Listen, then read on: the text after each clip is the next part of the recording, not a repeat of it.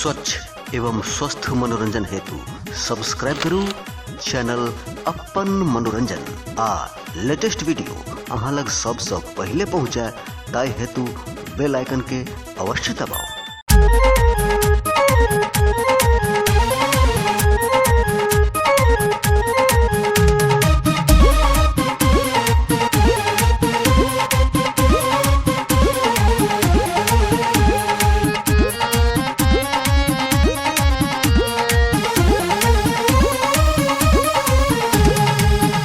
फूल बेल पात लेने गंगा जल के धार हम हुए लौया भोला के दरबार हम हुए लौया बाबा के दरबार।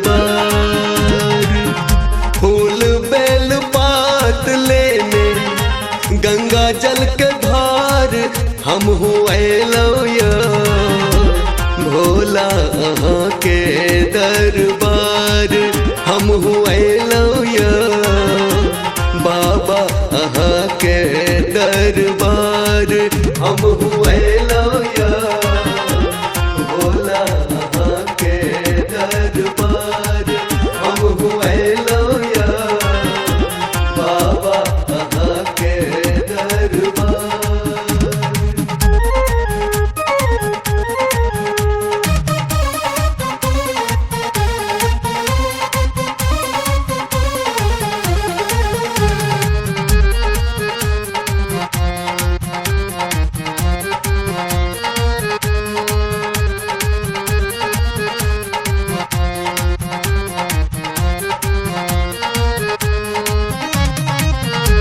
चाहे न हमरा यो बाबा कोनो बखारे हमरा न चाहियो भोला महल अटारी। चाहे न हमरा यो बाबा कोनो बखारे हमरा न चाहियो भोला महल अटारी दिया दर्शनया जगत के पालनहार हम हुए लौया बाबा के दरबार हम हुए लौया भोला के दरबार हम हुए लौया बाबा के दरबार।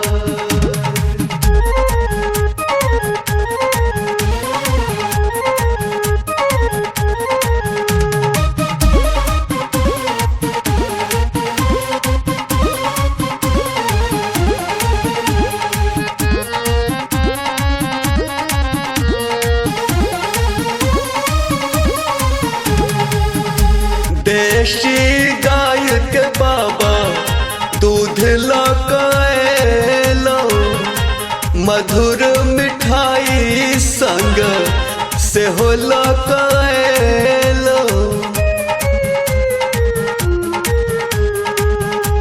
देशी गाय के बाबा दूध लकाएलो मधुर मिठाई संग से हो लकाएलो बाबा खोलियो यो कनियो तो अपन के बार हम हुए लौया बाबा के दरबार हम हुए लौया भोला के दरबार हम हुए लौया बाबा के दरबार।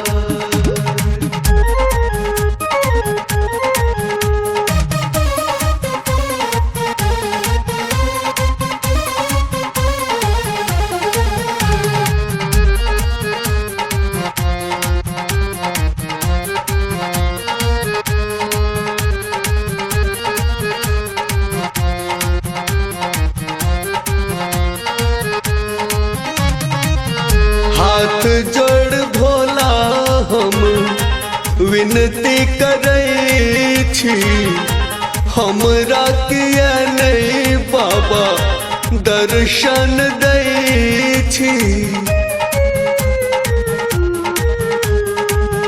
हाथ जोड़ भोला हम विनती करै छी हमरा किया नहीं बाबा दर्शन दै छी। बाबा करियो या विनती हमारा स्वीकार हम हुएलो या बाबा अहाँ के दरबार हम हुए